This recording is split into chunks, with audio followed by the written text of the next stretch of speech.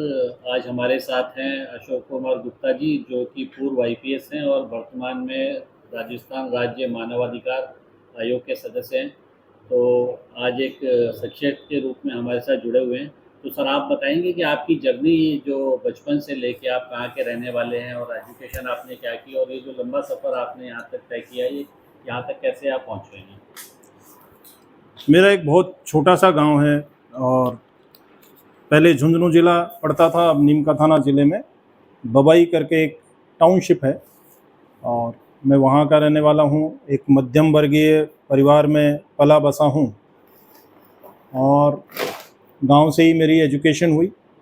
School education मेरी गांव से हुई। उसके बाद में मैं कॉलेज में पढ़ने के लिए जयपुर आ गया और यहाँ कॉमर्स कॉलेज से मैंने ग्रेजुएशन किया और उसके बाद मैंने एमकॉम किया राजस्थान यूनिवर्सिटी से और एमफिल किया राजस्थान यूनिवर्सिटी से।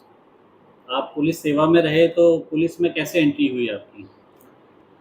मैं पहले जब एमकॉम मैंने कर लिया तो मैं लेक्चरशिप की थी। मैंने कॉलेज एजुकेशन में लेक्चरर था मैं प्रतापगढ़ में और कुचामन सिटी में।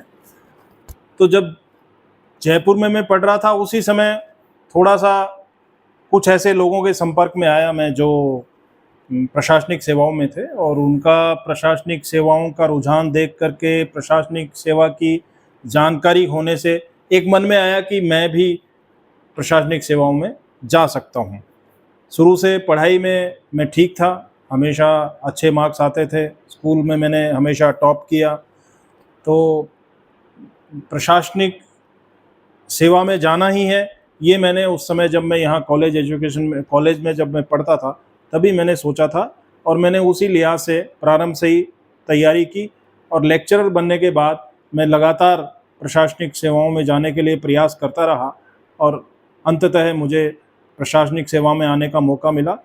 87 से 91 तक मैं लेक्चरर रहा और 91 में फिर मैंने आरएएस की एग्ज़ाम में मैंने क्लियर किया और मैं पुलिस की नौकरी में आरपीएस में सेलेक्ट हुआ। कैसा रहा अनुभव आपका पुलिस में? पुलिस की नौकरी में जब आए तब तो ये लगता था कि ये नौकरी कैसे करेंगे।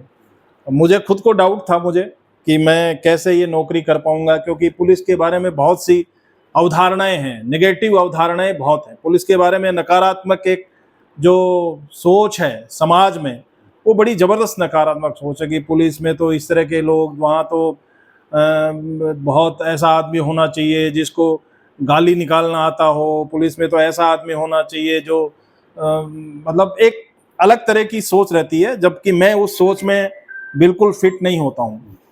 लेकिन मैंने ये देखा, मैंने ये पाया पुलिस की नौकरी में आने के बाद, जब मैं रिटायर भी हो गया हूँ आज मैंने देखा कि जो धारणाएं हैं नकारात्मक वो गलत हैं और बहुत अच्छी नौकरी है। समाज के लिए हम बहुत कुछ कर सकते हैं और मैंने मेरे हिसाब से बहुत कुछ प्रयत्न करके जो मुझे बेस्ट हो सकता था मैंने किया। आज की जो युवा पीढ़ी है, जैसे जयपुर में हम देखते हैं कि काफ़ी सारे लोग तैयारी कर रहे हैं और कोचिंग सेंटर्स खुल गए, तो क्या आपके वक्त भी ऐसे लोग तैयारी करने के लिए कोचिंग करते थे क्या?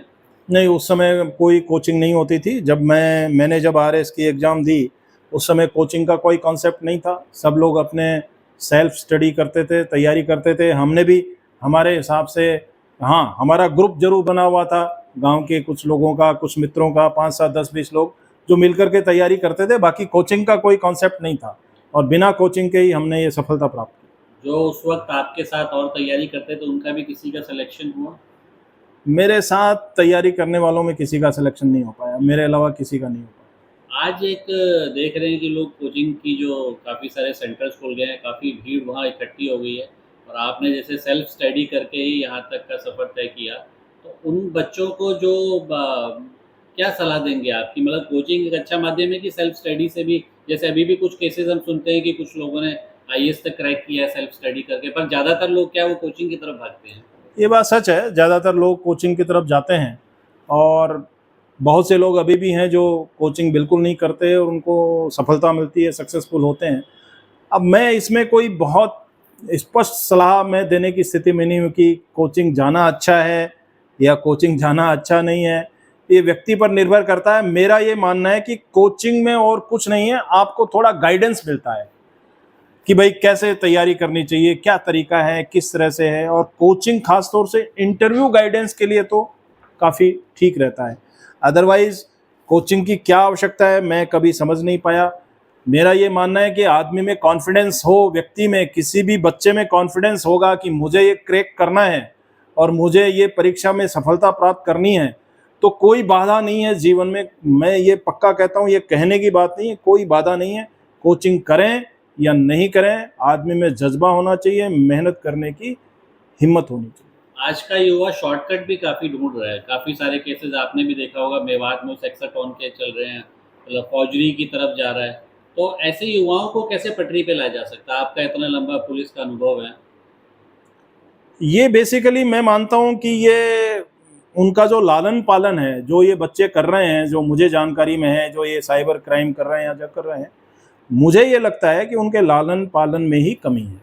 और ये जो किसी भी बच्चे को सिखाने की पहली कक्षा उसके माता पिता होते हैं, फिर उसका गुरु होता है, फिर समाज होता है।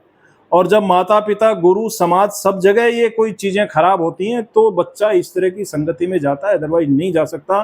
मेरा ये मानना है ये दोष माता पिता और संगति का है। अच्छा, ये अभी आप राज्य मानवाधिकार आयोग में सदस्य हैं, तो यहाँ का अनुभव कैसा है आपका? पुलिस की नौकरी और बिल्कुल सीधा मानवाधिकार आयोग में। काफ़ी जुड़ा हुआ है, मानवाधिकार आयोग और पुलिस काफ़ी जुड़ा हुआ है, क्योंकि यहाँ पर भी हमारे पास जो शिकायतें आती हैं वो 40-50% शिकायतें पुलिस से रिलेटेड ही होती हैं। तो इसलिए ये पुलिस से रिलेटेड शिकायतें, चूँकि हमें अनुभव है पुलिस में क्या किस तरह की पुलिस का वातावरण है, कैसे पुलिस काम करती है, क्या कमियाँ खामियाँ हैं, क्या अच्छाइयाँ हैं, सब चीज़ों से हम वाकिफ़ हैं, तो इसलिए उनको सुनने में हमें ज़्यादा दिक्कत नहीं है। तो ये काम जुड़ा हुआ है, मानवाधिकार आयोग और पुलिस का काम काफ़ी जुड़ा हुआ काम। बहुत बहुत धन्यवाद सर, आपने हमें अपना कीमती समय दिया। Thank you.